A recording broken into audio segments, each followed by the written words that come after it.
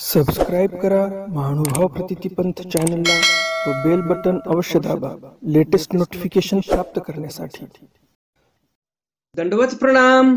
जय श्री कृष्ण। लीळा चरित्राच्या आजच्या ज्ञान सत्रामध्ये आपण एकच चरित्र पाहणार आहोत, ज्या चरित्रामध्ये सर्वज्ञ श्री चक्रधर स्वामी महादायसांना निरूपण करतात की नेमकी ही गीता जी आहे, श्रीमद भगवद्गीता जी आहे, ती कुणाची उक्ती आहे, कुणी सांगितलेली आहे। महादायसाच्या मनामध्ये प्रश्न येतो। बाहेर जाऊन ते पुराण ऐकून येतात महादायसा, आणि पुराण ऐकून आल्यानंतर त्या पुराणामध्ये काहीतरी त्यांच्या कानावर वेगळ्या गोष्टी पडल्या। कशा गोष्टी पडल्या, त्यांनी काय वेगळं ऐकलं, कशामुळे शंका आली महादायसांच्या मनामध्ये की नेमकं गीता सांगितली कुणी। साहजिकच आहे, महादायसासारख्या विद्वान स्त्रियेला जर प्रश्न पडला तर काहीतरी वेगळ्या गोष्टी त्या महादायसांच्या कानावर पडल्या होत्या, म्हणूनच महादायसांनी स्वामींना हा प्रश्न केलेला आहे। तर बघूया नेमकं महादायसांनी काय ऐकलं आणि मग स्वामींनी त्या शंकेचं निरसन कसं केलं, हे आपण सविस्तर आजच्या ज्ञानसत्रामध्ये पाहणार आहोत। आजच्या ज्ञानसत्रामध्ये तुम्हाला एक दुसरी महत्वपूर्ण अशी माहिती मिळणार आहे, ती म्हणजे श्रीमद भगवद्गीता लिहिली कुणी। तुम्हा सर्वांना तर माहितीच आहे, श्रीकृष्ण महाराजांनी गीता सांगितली, पण श्रीकृष्ण महाराज सांगत असताना ती गीता लिहून कोणी ठेवली, ज्यामुळे आपण आताही श्रीमद भगवद्गीता वाचू शकतो, श्रवण करू शकतो, पारायण करू शकतो, अध्ययन अध्यापन करू शकतो। कोणीतरी लिहिली असेल ना, तर तेही तुम्हाला आज समजणार आहे की नेमकं श्रीमद भगवद्गीता कुणी लिहिली, कुणी सांगितली। कारण तुम्ही बरेच फोटो पाहिले असतील, श्रीकृष्ण महाराज अर्जुन देवाला श्रीमद भगवद्गीतेचं निरूपण करत आहेत, परंतु लिहिणारा माणूस कोणी दिसत नाही। तर मग हा माणूस आहे तरी कोण ज्याने गीता लिहिली, हेही तुम्हाला आजच्या या ज्ञानसत्रामध्ये समजणार आहे। आणि त्यामुळे हा व्हिडिओ शेवटपर्यंत पहा, म्हणजे महत्वपूर्ण असं ज्ञान तुम्हाला प्राप्त होणार आहे।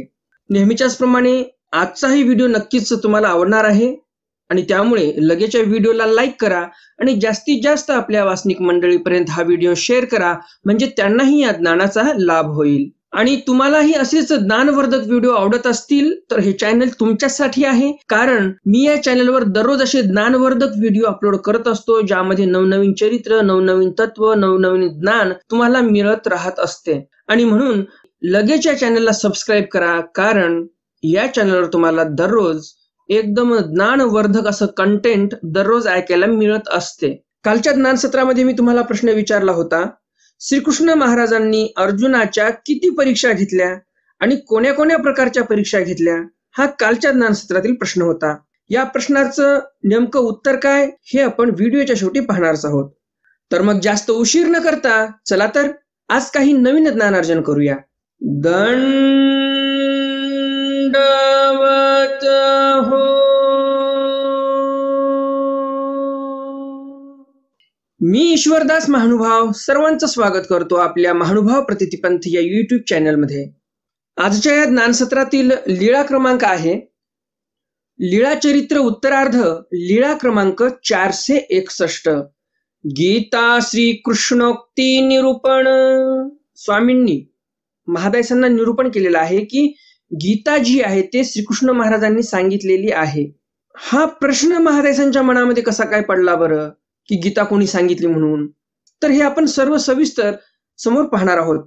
आणि हेही मी तुम्हाला सांगणार आहे की नेमकं लिखाण कुणी केलेलं आहे श्रीमद भगवद्गीतेचं, सर्वप्रथम ज्यांच्यामुळे आज आपण सर्वजण हे श्रवण करतो श्रीमद भगवद्गीतेचं। गणपती मढी अवस्थान, गणपत मठामध्ये स्वामींचं अवस्थान आहे। जवळजवळ महिना होऊन गेलेला आहे आपल्याला, आपण पैठणचे चरित्र पाहत आहोत। गणपत मढी अवस्थान आहे स्वामींचं। गणपत मठ हा पैठणला होता, तर गणपत मठामध्ये स्वामींचा मुक्काम आहे। एक वेळ महादायसी पुसिले, एकदा महादायसा विचारतात स्वामींना, जी जी पुराणी ऐसे बोलती, जे हे श्री भागवत आणि श्रीमद भगवद्गीता श्रीकृष्णे ब्रह्मया प्रति निरोपिली। महादायसा एकदा असंच पुराण ऐकण्यासाठी गेल्या आणि तिथे त्यांच्या कानावर काही वेगळी माहिती पडली। त्यांच्या असं ऐकण्यात आलं की श्रीकृष्ण महाराजांनी श्रीमद भगवद्गीता जी आहे ते ब्रह्म्याला सांगितली होती, आणि म्हणून महादायसांच्या मनामध्ये प्रश्न पडलेला आहे की नेमकी श्रीमद भगवद्गीता श्रीकृष्ण महाराजांनी कोणाला सांगितली. तर महादायसा म्हणतात की जे हे श्री भागवत आणि भगवद्गीता श्रीकृष्णे ब्रह्मयाप्रती निरोपिली हे साचजी, म्हणजे श्रीकृष्ण महाराजांनी ब्रह्मदेवाला गीता सांगितली हे साचजी म्हणजे हे खरं आहे का, असं महादायसा स्वामींना प्रश्न विचारत आहेत. सर्वज्ञे म्हणितले, यावर स्वामी बोलतात, स्वामी म्हणतात बाई ते तैसे नव्हे. स्वामी स्पष्टपणे म्हणतात बाई तसं काही नाही. श्रीकृष्ण महाराजांनी ब्रह्मदेवाला गीता सांगितली असं काही नाही.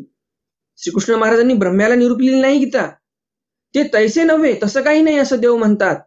ते तुम्हा येथोनी सांगिजेल ते, म्हणजे नेमका प्रकार काय घडला, श्रीकृष्ण महाराजांनी गीता कुणाला सांगितली ते सर्व माहिती आम्ही तुम्हाला येथोनी सांगिजेल, म्हणजे आम्ही स्वतः तुम्हाला सांगू, ध्यान देऊ नाही का, असं स्वामी म्हणतात. बाई गीता श्रीकृष्णोक्ती, स्वामी म्हणतात बाई श्रीमद भगवद्गीता श्रीकृष्ण महाराजांनी बोललेली आहे. मग आता श्रीमद भगवद्गीतेमध्ये फक्त श्रीकृष्ण महाराजांचंच बोलणं आलेलं आहे का बरं, तर तसं नाही. त्यामध्ये धृतराष्ट्राचं पण बोलणं आलेलं आहे. श्रीमद भगवद्गीतेची सुरुवातच आहे धृतराष्ट्र उवाच धर्मक्षेत्रे कुरुक्षेत्रे समवेतायुत्सव मामका पांडवाश्चैव किम कुर्वत संजय. गीतेच्या पहिल्या अध्यायाची सुरुवात अशी आहे, धृतराष्ट्र उवाच, म्हणजे धृतराष्ट्र बोलतो, उवाच म्हणजे बोलणे. धृतराष्ट्र बोलत आहे. धृतराष्ट्र म्हणतो की कुरुक्षेत्राच्या मैदानावर पांडुराजाचे मुलं म्हणजेच पांडव आणि माझे पुत्र काय करत आहेत बरं संजया, सांग बरं मला. हे तर धृतराष्ट्राचं बोलणं आहे. त्यानंतर मग पुन्हा संजय उवाच आहे, मग संजयाचं बोलणं आहे. तर श्रीमद भगवद्गीतेमध्ये काय श्रीकृष्ण महाराजांचं बोलणं आहे का, नाही. श्रीमद भगवद्गीतेमध्ये धृतराष्ट्राचं पण बोलणं आलेलं आहे, संजयाचं पण बोलणं आलेलं आहे, अर्जुनाचं पण बोलणं आलेलं आहे, श्रीकृष्ण भगवंताचं पण बोलणं आलेलं आहे आणि दुर्योधनाचं पण बोलणं आलेलं आहे. आता तुम्हाला ऐकून नवल वाटेल की गीतेमध्ये दुर्योधनाचं बोलणं कुठं आलेलं आहे बरं, कारण बऱ्याच आपल्या वासनिक मंडळींना तेवढीशी माहिती नाही. परंतु श्रीमद भगवद्गीतेच्या पहिल्या अध्यायामध्ये दुर्योधनाचं बोललेलं आलेलं आहे. दुर्योधन बोलतो, दुर्योधनाच्या मुखातून जे श्लोक निघालेले आहेत ते आलेले आहेत. पहिल्या अध्यायामध्ये दुर्योधन बोलत आहे, पश्येताम पांडुपुत्राणाम आचार्य महतीचमुम व्यूढम द्रुपदपुत्रेण तव शिष्येण धीमता. हा आहे पहिल्या अध्यायातील 3रा श्लोक. 3ऱ्या श्लोकापासून पुढील 9 श्लोक जे आहेत ते दुर्योधनाचे आहेत. अत्र शूरा महेश्वासा भीमार्जुन समायुधी युयुधानो विराटश्च द्रुपदश्च महारथ दृष्टकेतुश्च कीतानः काशीराजश्च वीर्यवान पुरुजित कुंती भोजश्च शैबश्च नरपुंगवः युद्धामन्युश्च विक्रांत उत्तमो जाश्च वीर्यवान सौभद्रो द्रौपदेयाश्च सर्व एव महारथः अस्माकं तु विशिष्टाये तान्निबोध द्विजोत्तम नायका मम सैन्यस्य संज्ञार्थं तान् ब्रवीमिते. भवान् भीष्मश्च कर्णश्च कृपश्च समितिञ्जय अश्वत्थामा विकर्णश्च सोमदत्तिस्तथैव च अन्ये च बहवः शूरा मदर्थे त्यक्तजीवितः नानाशस्त्रप्रहरणः सर्वे युद्धा विशारदः अपर्याप्तं तदस्माकं बलं भीष्माभिरक्षितं पर्याप्तं त्विदमेतेषां बलं भीमाभिरक्षितम् अयनेषु च सर्वेषु यथा भागमवस्थितः भीष्ममेवाभिरक्षन्तु भवन्तः सर्व एव हि. हे सर्व श्लोक दुर्योधनाने बोललेले आहेत. तर असे बरेच बोलणे, बऱ्याच दुसऱ्या लोकांचे पण बोलणे आलेले आहेत. तर अशा प्रकारे श्रीमद भगवद्गीतेमध्ये दुर्योधनाचंही बोलणं आलेलं आहे. तर स्वामी काय म्हणत आहे तिथे, गीता जी आहे ते श्रीकृष्णोक्ती आहे, येर अवघी व्यासोक्ती. तुमच्या मनामध्ये प्रश्न आला असेल, दुसऱ्यांचं पण बोलणं आहे श्रीमद भगवद्गीतेमध्ये, तर मग स्वामी कसे स्पष्ट म्हणतात की गीता श्रीकृष्णोक्तीच आहे, श्रीकृष्णानेच बोललेली आहे. ही पण तुमच्या मनातील शंका दूर होणारच आहे. व्हिडिओ तुम्ही फक्त शेवटपर्यंत पहा. येर अवघी व्यासोक्ती, जे भागवत आणि श्रीमद भगवद्गीता या दोन्हीच्या संदर्भात महादेसांनी प्रश्न केलेला होता. तर स्वामी उत्तर देत आहेत, श्रीकृष्ण महाराजांनी गीता सांगितलेली आहे. श्रीकृष्णोक्ती म्हणजे श्रीकृष्ण महाराजांनी बोललेली आहे श्रीमद भगवद्गीता. येर अवघी व्यासोक्ती. येर अवघी म्हणजे काय, तर जे काही भागवत आहे, श्रीकृष्ण महाराजांनी ज्या लीळा केल्या त्या लीळा भागवतामध्ये आलेल्या आहेत. तर ते लिखाण करून हा ग्रंथ कोणी तयार केला, भागवत ग्रंथ, तर व्यासांनी तयार केलेला आहे. म्हणून स्वामी म्हणत आहेत की श्रीकृष्ण महाराजांनी गीता तर बोललेली आहे, त्यामध्ये जे तत्वज्ञान सांगितलेलं आहे गीतेमध्ये ते तर श्रीकृष्ण महाराजांच्या मुखातलं आहे, परंतु ज्या लीळा आहेत त्या लीळा तर श्रीकृष्ण महाराजांनी नाही सांगितल्या. त्या लीळा कोणी लिहून घेतल्यात? तर वेद व्यास ऋषींनी त्या लीळा लिहून घेतल्यात आणि भागवत नावाचा ग्रंथ केला. येर अवघी व्यासोक्ती. येर अवघी म्हणजे कोणती आली आता इथे? भागवतामध्ये ज्या काही लीळा आल्यात श्रीकृष्ण महाराजांच्या, ते सर्व उक्ती, ते सर्व लिखाण, ते बोलणे सर्व व्यासांचं आहे असं स्पष्टपणे स्वामी म्हणतात इथे. बाई परिवारासहित श्रीकृष्णाचे जे जे चरित्र ते भागवत बोली जे. मग आता भागवत म्हणावं कशाला बरं? हेही स्वामी सांगतात स्पष्टपणे. भागवताची नेमकी व्याख्या काय? स्वामी म्हणतात बाई परिवारासहित श्रीकृष्णाचे जे जे चरित्र, श्रीकृष्ण महाराजांचा जो परिवार होता त्या परिवारासोबत श्रीकृष्ण महाराजांनी ज्या ज्या लीळा केल्या, जे जे चरित्र केले त्याला भागवत असं म्हणावं असं स्वामी म्हणतात. आणि भागवताची व्याख्या स्वामींनी अशी केलेली आहे. लक्षात असू द्या, एखाद्या डायरीवर लिहून घ्या. काय म्हणतात सर्वज्ञ श्री चक्रधर स्वामी? भागवताची व्याख्या काय करतात की श्रीकृष्ण महाराजांनी स्वतःच्या परिवारासोबत, भक्तजनांसोबत जे काही लीळा केलेत, जे काही चरित्र केलेले आहेत त्याला भागवत म्हणावं. आणि समोर पुन्हा सर्वज्ञ श्री चक्रधर स्वामी अजून बोलतात. काय म्हणतात स्वामी? नित्यानित्य वस्तू विवेक शमदमादी साधन जे श्रीमुखोक्त ते गीता बोली जे. गीता कशाला म्हणावं? गीतेची काय व्याख्या आहे तेही सर्वज्ञ श्री चक्रधर स्वामी इथे स्पष्ट सांगतात.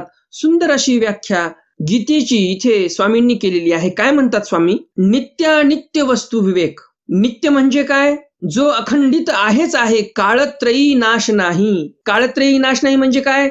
भूतकाळ, वर्तमान काळ आणि भविष्य काळ या तिन्ही काळामध्ये ज्याचा नाश होत नाही तो आहेच आहे असा तो परमेश्वर. परमेश्वर कसा आहे? नित्य आहे परमेश्वर. अनित्य. अनित्य कोण आहे? प्रपंच अनित्य आहे.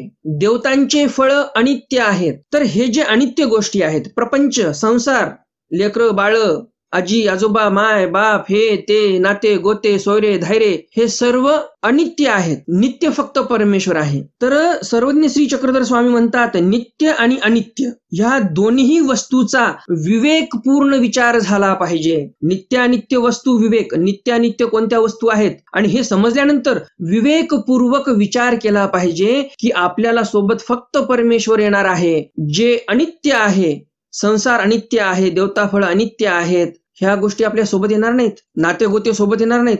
तर असा सारासार विचार केला पाहिजे. मग आता असा विचार करून घरीच बसावं का? पुढे स्वामी म्हणतात शमदमादी साधनम. शमदमादी साधनाचा आचार केला पाहिजे आपण. शम कशाला म्हणावं? शम म्हणजे अंतर्निग्रह. मनामध्ये उल्लेख येतात, ते उल्लेख आपण नष्ट केले पाहिजे. तुम्हाला तर माहितीच आहे सर्वांना, मन कुणीकडे धावत नाही, 10 दिशाला मन धावते. आणि म्हणून त्या मनावर आपल्याला अंकुश आणायचा आहे. शम म्हणजे अंतर्निग्रह. जे काही मनामध्ये उल्लेख होतात त्याचा आपण निग्रह केला पाहिजे, त्याग केला पाहिजे. उल्लेख येऊ दिले नाही पाहिजे. जे काही वाईट उल्लेख असतात ते येऊ द्यायचे नाही आपल्याला. त्याला शम म्हणतात. दम कशाला म्हणतात मग? दम म्हणजे बाह्य निग्रह. दम म्हणजे दमन करणे. जे काही बाह्य वस्तू आवडतात आपल्याला, जे काही उल्लेख होतात, मला हे खावंसं वाटते, मला ही गाडी आवडते, मला हा कपडा आवडतो, मला हा रंग आवडतो, या रंगाचा मला कपडा आवडतो, मला एकदम ब्रँडेड कपडे आवडतात, मला एकदम ब्रँडेड जे काही मी ज्वेलरी वापरत असेल, बाहेरना वाटते ना काही की मला ब्रँडेड ज्वेलरी पाहिजे, टायटनची ज्वेलरी पाहिजे, तर हे बाह्य निग्रह आहेत, याचा त्याग करायला पाहिजे आपण. किंवा एखाद्याला वाटते मला पायातले वाहन जरी असले तरी ब्रँडेड पाहिजे, मोबाईल ब्रँडेड पाहिजे. तर हे जे काही आपल्या बाह्य वासना आहेत, चांगला परफ्यूम पाहिजे, ह्या ज्या बाह्य वासना आहेत आपल्या, ह्या नसायला पाहिजे. याचा आपल्याला निग्रह करायचा आहे, त्याग करायचा आहे. याला म्हणतात दमन करणे. झोपायला चांगलं मला एकदम नरम असा बिछाना लागतो, मोठं जाड ब्लँकेट लागते. प्रवास करायचा असेल तर मी पायी प्रवास करूच शकत नाही. किंवा रेल्वेमध्ये पण प्रवास करायचा असेल तर क्लास 1 AC मध्ये मला रिझर्वेशन पाहिजे. तर हे जे काही गोष्टी आहेत जे आपल्याला बाह्य दिसतात याचा निग्रह करायचा आहे आपल्याला. त्याला म्हणतात शमदमादी साधनम. याचा निग्रह करायचा आपल्याला. तर हे सर्व सारासार वस्तू विवेक विचार, नित्य अनित्य वस्तू विवेक विचार, शमदमादी साधनम, याचा सर्व सविस्तरपणे अभ्यास जो आहे तो गीतेमध्ये सांगितलेला आहे. श्रीकृष्ण महाराजांनी. याचं सर्व ज्ञान आपल्याला श्रीकृष्ण महाराजांनी गीतेच्या माध्यमातून दिलेलं आहे. तर या संदर्भामध्ये जेवढे काही श्लोक आहेत ते आहेत श्रीकृष्ण महाराजांच्या मुखातील, आणि त्या वाक्यालाच आपल्याला गीता असं बोलता येईल असं स्पष्टपणे सर्वज्ञ श्री चक्रधर स्वामी इथे सांगतात. आणि गीतेची व्याख्या इथे पूर्ण होते. कशी आहे व्याख्या समजली का तुम्हाला? पुन्हा एका वाक्यात सांगतो तुम्हाला समजण्यासाठी. नित्यानित्य वस्तू ज्या आहेत त्या संदर्भामध्ये विवेकपूर्ण आपल्याला विचार करायचा आहे, आणि नंतर त्याचा निग्रह करायचा. शम दमादी साधनम. शम म्हणजे अंतर्निग्रह, दम म्हणजे बाह्य निग्रह. याचा निग्रह करायचा आहे आपल्याला, आणि जे काही चांगले साधन असतील त्याचा आचार करायचा. आणि हा विचार आपल्याला ज्या ज्या श्लोकातून प्राप्त होतो गीतेमध्ये, ते सर्व श्लोक श्रीकृष्ण भगवंताचे आहेत आणि त्यालाच गीता म्हणावं असं स्पष्टपणे सर्वज्ञ श्री चक्रधर स्वामी इथे आपल्याला सांगत आहेत.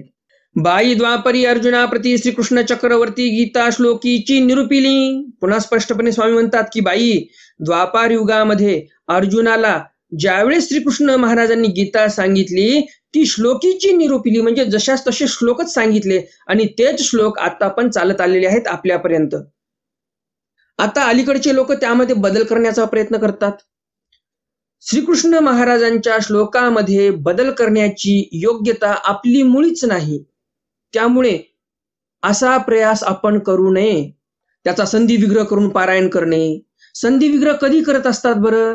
ज्यावेळेस तुम्हाला त्या श्लोकाचा अर्थ करायचा आहे त्यावेळेसच संधी विग्रह झाला पाहिजे. हा संस्कृतातील नियम आहे. उदाहरणार्थ तुम्हाला एक उदाहरण देतो. गणेश नाव आहे.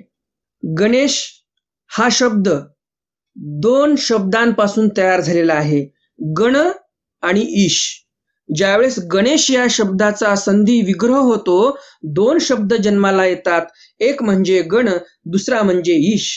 गण म्हणजे समुदाय, ईश म्हणजे ईश्वर, त्या समुदायाचा ईश्वर म्हणजेच मालक. आता तुम्हाला तर माहितीच आहे गणेश नावाची देवता आहे. तर ते गणपती जो आहे, जो गणेश आहे, तो 8-10 देवतेंच्या समुदायाचा मालक आहे, म्हणून त्याला गणेश म्हणतात. मग आता तुम्ही सांगा, तुमचा कोणी मित्र असेल त्याचं नाव गणेश आहे, मग आता तुम्ही त्याला असं नाव देणार का? गण ईश असा आवाज देणार का तुम्ही?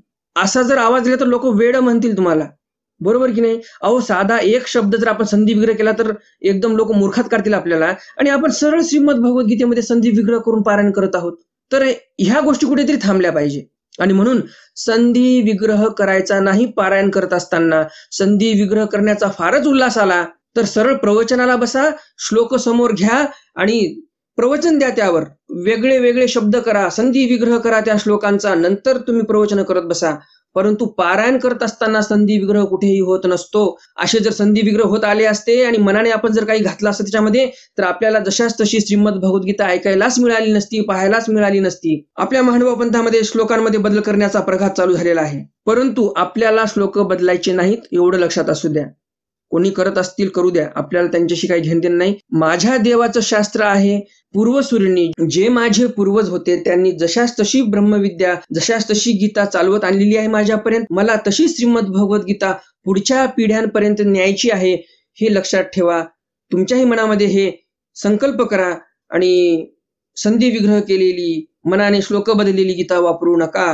तर असे श्लोक सरळ सरळ श्रीकृष्ण महाराजांनी अर्जुनाला सांगितले असं सर्वज्ञ श्री चक्रधर स्वामी इथे सांगत आहेत. मग कथा संगती ते श्लोकी व्यासे बांधिली. आणि मग जे कथा संगती आहे, जे काही कथा घडल्या, भागवतामध्ये कथा आल्या, त्या कथेची संगती केली, त्याचे श्लोक तयार केले, आणि मग श्रीमद भागवत पुराण तयार करण्यात आलेलं आहे असं स्वामी म्हणतात. हो काजी? महादेसा म्हणतात ठीक आहे. आता प्रश्न असा पडतो, कुरुक्षेत्राच्या मैदानावर अर्जुन देव आणि श्रीकृष्ण महाराज होते. श्रीकृष्ण महाराजांनी अर्जुनाला गीता निरूपण केली. ऐकली कुणी? लिहिली कुणी? हा एक मोठा प्रश्न आहे. तर तेही तुम्हाला मी सविस्तर सांगणार आहे. ज्याप्रमाणे इथे सर्वज्ञ श्री चक्रधर स्वामी म्हणतात की व्यासाने सर्व कथा संगतीची श्लोकामध्ये बांधणी केली, तर हेच जे व्यास आहेत यांनीच श्रीमद भगवत गीतेचे जे श्लोक आहेत ते एका दुसऱ्याला लिहायला सांगितलेले आहेत. दुसरा व्यक्ती कोण होता? तर तो व्यक्ती होता गणेश, म्हणजेच गणपती. व्यासांना प्रश्न पडला, आता एवढं मोठं तत्वज्ञान श्रीकृष्ण महाराज अर्जुनाला सांगणार आहेत. व्यासांना माहिती होतं भविष्यामध्ये काय घडणार आहे. असं असं होणार आहे, तर मग आता आपल्याला पूर्वतयारी करावी लागणार आहे. एवढं मोठं तत्वज्ञान पूर्ण समाजाला कळालं पाहिजे असं व्यासांना वाटलं. अशी एक उदात्त भावना व्यास ऋषींची होती. मग त्यांनी शोधणी चालू केली की मला असा एकदम छान प्रकारे लेखक पाहिजे, जो पटापट लिहून घेईल. मी जसं सांगेल तसं त्या लेखकाने लिहून घेतलं पाहिजे. मग ते शोधणी करायला लागले, शोधायला लागले कोणाला आणावं कोणाला आणावं. आणि मग त्यांच्या लक्षात आलं की गणपती आपल्या कामाचा आहे. मग गणपतीला बोलावलं. गणपती बसला जवळ. गणपतीला व्यासांनी सांगितलं असं असं काम आहे, तुला हे काम करावं लागणार आहे. गणपती म्हणतो काही हरकत नाही, पण माझ्या एका अटीचं पालन तुम्हाला करावं लागणार आहे. व्यास ऋषी म्हणतात कोणती अट आहे? गणपती म्हणतो मला बिलकुल मध्ये खंड पडला नाही पाहिजे लिखाण करताना. मी ज्यावेळेस लिखाण करत आहे मध्येच तुम्ही म्हणायचं अरे थांब थोडंसं आणि मग मी थांबणार, असं कधीच होऊ द्यायचं नाही. तुम्ही सांगत जायचं, मी लिहित जाणार. तुम्ही सांगणार मी लिहिणार, तुम्ही सांगणार मी लिहिणार. एक क्षणाचा जरी मध्ये खंड पडला तर मी सोडून निघून जाईल हे सर्व काम. व्यास ऋषी म्हणतात काही हरकत नाही, बसा चालू करूया लिखाण. पण हे लिखाण चालू होण्याच्या अगोदर व्यास ऋषी पण म्हणतात माझी पण एक अट आहे. गणपती म्हणतो काय अट आहे? व्यास ऋषी म्हणतात मी जे श्लोक सांगत आहे ते ऐकले आणि लगेच लिहून घेतले असं नाही करायचं. मी जे सांगत आहे त्याचा अर्थही समजून घ्यायचा आणि नंतर लिखाण करायचं आणि स्वतःच काही मध्ये घालायचं नाही, असं स्पष्टपणे व्यास म्हणतात गणपतीला. गणपती म्हणतो ठीक आहे, माझं मी काही घालणार नाही, व्यवस्थित ध्यान देऊन तुमचं ऐकील आणि समजून घेऊनच मग लिखाण करेल. तर एवढं सर्व काम करायचं ठरलं. म्हणजे तुम्ही विचार करा काय जबरदस्त बुद्धिमत्ता असेल ती. ते श्लोक व्यास ऋषी सांगणार, गणपती ऐकणार, समजून पण घेणार आणि मग लिखाण करणार आणि खंड बिलकुल पडू देणार नाही. पाठभेदानुसार अशी एक कथा आहे अन्य संप्रदायामध्ये की गणपतीला गर्व आला की काय सांगणार आहेत सांगून सांगून व्यास ऋषी, माझ्या लिखाणाची गती एवढी जबरदस्त आहे की यांनी कितीही जोरात सांगून द्या काहीच फरक पडणार नाही. मग शाईची दौत घेऊन बसले गणपती, त्यामध्ये लिखाण करण्यासाठी लेखन पण घेतली. लिखाण चालू झालं. कुरुक्षेत्राच्या मैदानावर श्रीकृष्ण महाराज अर्जुन देवाला श्रीमद भगवद्गीता निरूपण करत आहेत आणि व्यास ऋषी कुठेतरी दूर जंगलात बसलेले आहेत आणि तिथून दूर श्रवण या विद्येने ते ऐकत आहेत निरूपण व्यास ऋषी. आणि ते ऐकल्यानंतर श्लोक गणपतीला सांगत आहेत. पटापट सांगणं चालू आहे, परंतु गर्व आला गणपतीच्या मनामध्ये. मग व्यासांनी पण गती जबरदस्त वाढवली. कितीही म्हणलं तरी लेखन किती वेळ टिकणार आहे? ती शाईमध्ये बुडवायची लिहायची, शाईमध्ये बुडवायची लिहायची. पूर्वीच्या काळामध्ये आपल्याकडे जसे पेन असतात, एकदा लिखाण चालू केले की पुन्हा दौतीमध्ये बुडवायची गरज नाही, शाई त्या पेणीमध्येच असते.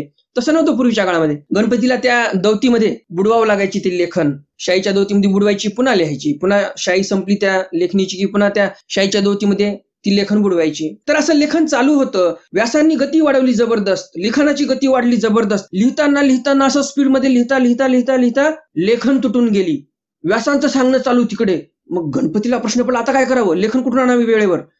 मग असं म्हणतात पाठभेदानुसार अन्य संप्रदायामध्ये की गणपतीने स्वतःचा दात तोडला आणि मग त्या दाताचीच लेखन तयार केली लगेच आणि लगेच लिखाण चालू केलं, असं एका पाठामध्ये आहे अन्य संप्रदायामध्ये. आणि अन्य संप्रदायामध्येच एक दुसराही पाठ आहे की परशुरामाने स्वतःच्या त्या परशी कुऱ्हाडीने, त्यांच्याकडे जो परशु असतो त्या परशुने त्यांचा दात तोडला. असे त्या अन्य संप्रदायामध्ये पण 2 पाठभेद आहेत. तर पाठभेद पण व्यवस्थित समजले असतील तुम्हाला. आणि श्रीमद भगवद्गीता कोणी कुणाला सांगितली? श्रीकृष्ण महाराजांनी अर्जुनाला सांगितली. लिहिली कुणी? गणपतीने श्रीमद भगवद्गीता लिहिली, सांगितली व्यासांनी गणपतीला, बरं का. तर अशा प्रकारे श्रीमद भगवद्गीता या ग्रंथाची निर्मिती झालेली आहे. तर तुम्हा सर्वांना सर्व व्यवस्थित समजलंच असेल आणि आजचा हा व्हिडिओ तुम्हाला नक्कीच आवडलाही असेल. आणि अजून जर तुम्ही या व्हिडिओला लाईक केलं नसेल तर लगेच या व्हिडिओला लाईक करा आणि जास्तीत जास्त आपल्या वासनिक मंडळीपर्यंत हा व्हिडिओ शेअर करा, म्हणजे त्यांनाही या ज्ञानाचा लाभ होईल. आजच्या ज्ञान सत्रातील प्रश्न आहे, श्रीमद भगवद्गीतेमध्ये किती जणांचे बोलणे आलेले आहेत? सरळ सोपा प्रश्न आहे. आता पाहूयात आपण कालच्या ज्ञान सत्रातील प्रश्न, त्याचं उत्तर. कालच्या ज्ञान सत्रामध्ये मी तुम्हाला प्रश्न विचारला होता, श्रीकृष्ण महाराजांनी अर्जुनाच्या किती परीक्षा घेतल्या आणि कोण्या कोण्या प्रकारच्या परीक्षा घेतल्या? या प्रश्नाचं उत्तर आहे 3 तोंडी परीक्षा घेतल्या आणि 1 प्रॅक्टिकल घेतलेला आहे, प्रात्यक्षिक ज्याला बोलतो आपण मराठीमध्ये. 3 तोंडी परीक्षा घेतल्या म्हणजे खरंच आता युद्ध करणार का? अर्जुन देव म्हणे हो आता मी युद्ध करणार. खरंच करणार? अर्जुन देव म्हणतात हो आता मी युद्ध करणार. पुन्हा श्रीकृष्ण महाराज म्हणतात खरंच करणार का, मागे तर हटणार नाही? अर्जुन देव म्हणतात बिलकुल हटणार नाही. आणि मग 3दा तोंडी परीक्षा झाली, ओरल टेस्ट 3दा झाली आणि मग प्रात्यक्षिक करायचं होतं. श्रीकृष्ण महाराज म्हणतात असं आहे ना, तू एवढा पक्का झाला, एवढा दृढ झाला ना, मग आता एक काम कर, हा धर्मराजा युधिष्ठिर आहे याला मारून टाक. अर्जुनाने लगेच तुनीरमधून बाण काढला, धनुष्यावर चढवला, आता सोडणार. तेवढ्यामध्ये श्रीकृष्ण महाराज म्हणतात, बस बस बस, आता मलाही शाश्वती झालेली आहे, मला पण आता कन्फर्म झालेलं आहे की आता तू मागे हटणार नाही युद्धामध्ये, आता तू युद्ध करशील, तुझ्या भावाला काही तू मारू नको. मग अर्जुनाने ते बाण वापस ठेवून दिलेलं आहे. ज्याप्रमाणे तुम्ही कालच्या ज्ञान सत्रातील प्रश्नाचं उत्तर दिलं, त्याचप्रमाणे तुम्ही आजच्याही ज्ञान सत्रातील प्रश्नाचं उत्तर नक्कीच देणार अशी अपेक्षा आहे. तर मग भेटूया उद्याच्या ज्ञान सत्रामध्ये सर्वज्ञ श्री चक्रधर स्वामींच्या काही नवीन चरित्रांसह, ज्यामध्ये जीव आपले मात्रागमन न देखे निरूपण, माता पिता श्राद्धानुवादू, गुजरिया भाका गुजरेसी गोष्टी करणे, लखुबाईसा लखुमिया विरुकथन, असे बरेच काही ज्ञानवर्धक चरित्र आपण उद्याच्या ज्ञान सत्रामध्ये पाहणार आहोत. तर मग भेटूया उद्याच्या ज्ञान सत्रामध्ये सर्वज्ञ श्री चक्रधर स्वामींच्या काही नवीन चरित्रांसह. तोपर्यंत दंडवत प्रणाम. जय श्री कृष्ण. दंड